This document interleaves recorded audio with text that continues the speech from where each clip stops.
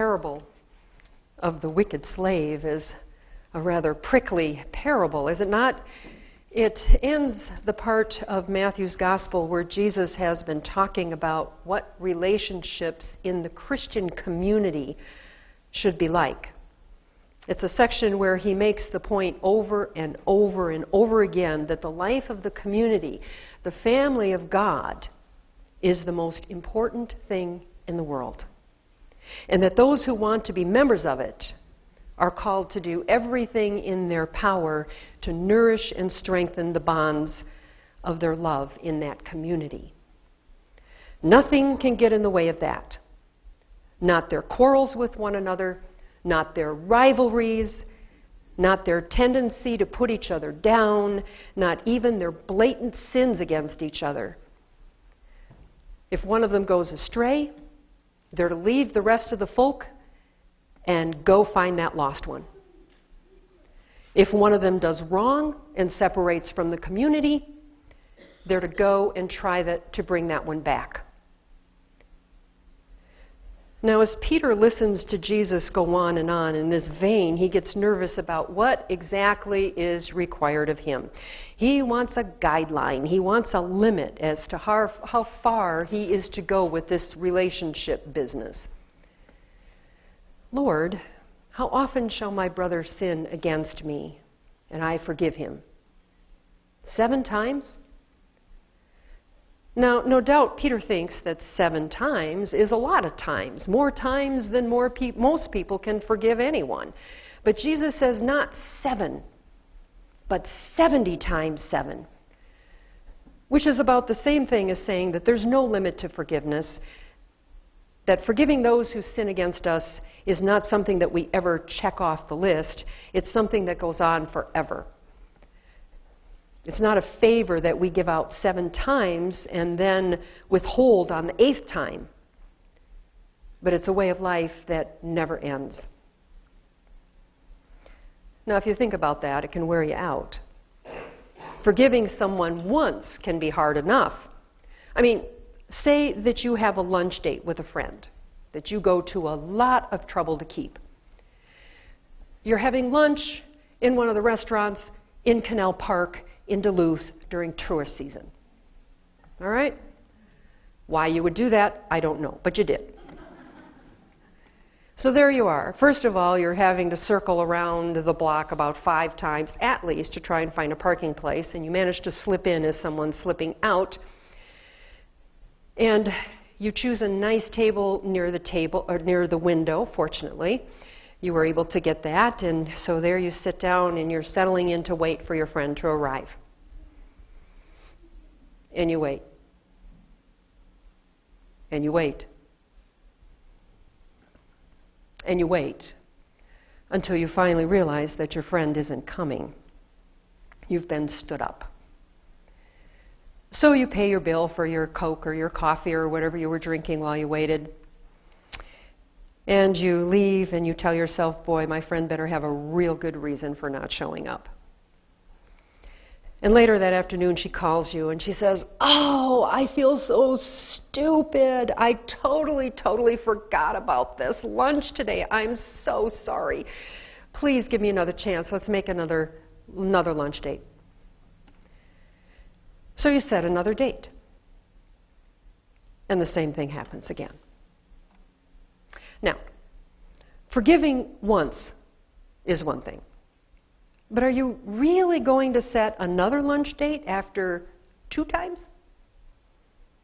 Or 7? Or 70? Or 70 times 7, which is 490 times? Not likely. Most of us are willing to get burnt once. A lot of us maybe even twice. But the 3rd time we tend to back off.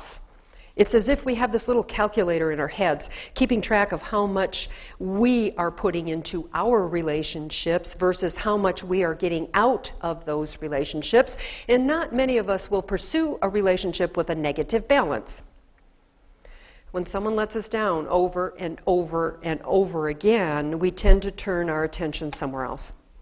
We prefer cost-efficient relationships in which there's a better rate of exchange. in which what we give and what we get are more even. Now, that is a crass way of putting it, but you know it's true. No one wants a one-way relationship in which one person does all the giving while all the other person does is get, get, get. And that is the part of us that Jesus is speaking to in today's gospel. The part of us that, like Peter, wants to put a limit on our involvement with people who run up debts with us. We try to be patient. We try to stay open to them, but surely there's a limit. Isn't 7 times enough? After we have forgiven them 7 times and been taken advantage of every time, isn't that enough? Jesus, of course, answers with a story. A king wishes to settle accounts with his servants, many of whom owe him money, and he starts with a servant who owes him an enormous sum, 10,000 talents, a ridiculous amount, because roughly in today's dollars it is $1.5 billion.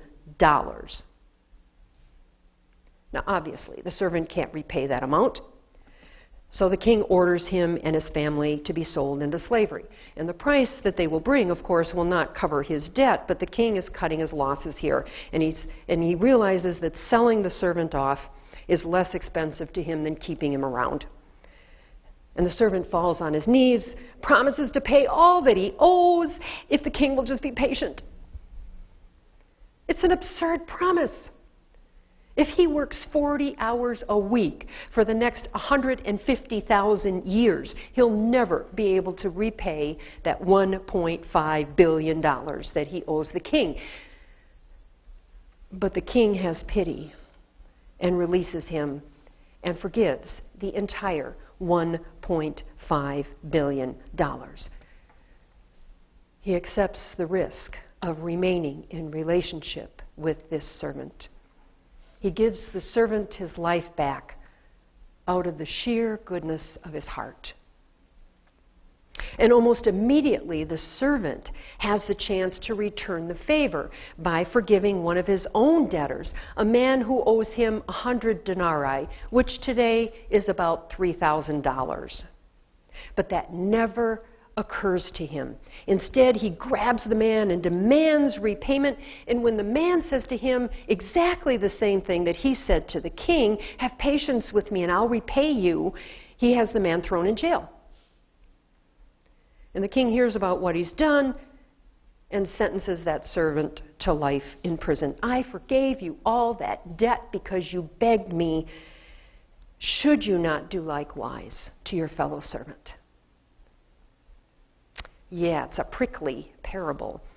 On the surface, it's a lesson about the golden rule. Do to others as you would have them do to you. Or, to put it more bluntly, do to others as you want God to do to you, because if you don't forgive your brother from your heart, God's going to have you hauled off to jail and throw away the key. Now, actually, I think that's a horrible way to read this parable. Because if the only reason to forgive my neighbor is to save my own neck, to get my own forgiveness, then it's not something I'm doing out of love, but it's something I'm doing out of fear. And that just doesn't sound like Jesus to me at all. Which makes me think we need to look below the surface to discover what this parable is about. When I think about my own understanding of forgiveness, it's clear that I'm a student of my own experience. If I'm able to forgive at all, it's because I have been forgiven. Because thanks to someone else, I know how it feels to have my debts canceled, my relationships restored. And when it has happened to me, it has been like someone took a huge big pink eraser and scrubbed my record clean. Or better yet, they've taken the ledger that has my name on it and all the things that I owe and just torn that up and thrown it away and refused to keep score anymore. It's an incredible experience, but it is never one of my own doing. All I've ever been able to do is to ask for it, to ask for forgiveness. But when it's been granted, it comes to me as a free gift from someone whom I have hurt or whom I have owed something, but who has decided that being in relationship with me is more important than getting even. That is, as best as I can say it, what real forgiveness is about. Pure, unadulterated grace. But any one of us who have experienced the real deal of forgiveness know that there are a lot of imposters around. People may overlook your faults or make excuses for them and call that forgiveness. Or they might hide their feelings in order to avoid a fight and call that forgiveness. Or they learn how to say things that sound forgiving and call that forgiveness, even while their actions don't fit their words.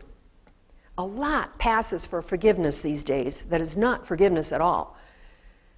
But instead, it's a kind of indifference where we dismiss people from our lives by forgiving them and then have less and less to do with them until finally there's nothing left between us at all. When that happens, all I can think is that we have forgotten what it is like to be forgiven, genuinely forgiven from the heart. Because if we could remember what that was like, how could we deprive anyone else of the same thing? And that's what the king wants to know. I paid your entire debt. Were you not bound then to show your fellow servant the same pity I showed you? The king, who quit keeping score on his servant, wants to know why his servant could not do the same thing. All I can figure out is that the servant didn't recognize the significance of what had happened to him. He didn't get it. He thought he got away with something. He thought the king was soft in the head for believing his lie. He could never repay what he owed. He knew it, and he knew the king knew it. But if making the king feel sorry for him meant he didn't have to pay his debt, then what did he care? He missed forgiveness altogether. It never occurred to him that he was not being let off the hook. What never crossed his mind was that he had been forgiven from the heart by someone who understood the enormity of his debt, by someone who had actually financed that debt, but who was willing to let it all go, to stop keeping score, to erase the debt that had become a substitute for their relationship so that they could get to know each other again. And that is what real forgiveness of people with whom you are in community as the body of Christ, that's what forgiveness is about. Remember, Jesus is talking here about forgiveness within the community of believers. So the only reason that any of us is to forgive each other is because we want that relationship back, which is hard to do when you're keeping score. As long as you are focused on what somebody owes you, you tend to try to spend your time figuring out how to get paid back, or how to be proved right, or protected from further harm. But once you have forgiven your fellow believer from your heart, there's all the time in the world to put the calculator away and go for a walk. There's time to compare notes on what you've learned. There's time to get to know each other again.